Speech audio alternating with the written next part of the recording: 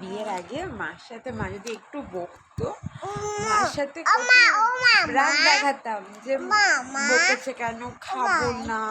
তারপরে মা পছন্দের রান্না করতো আমার জন্য, পছন্দের ড্রেস কিনে দিত।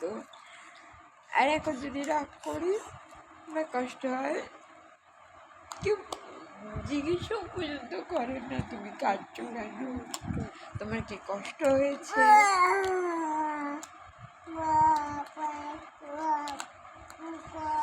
কি বলবো, মানে বলার ভাষা নেই।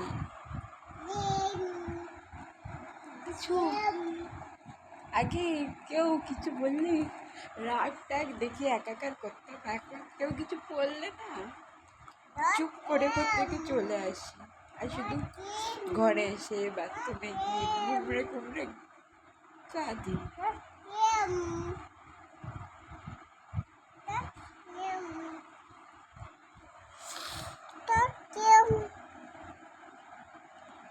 অসহায় না মেয়েরা, প্রচুর অসহায়।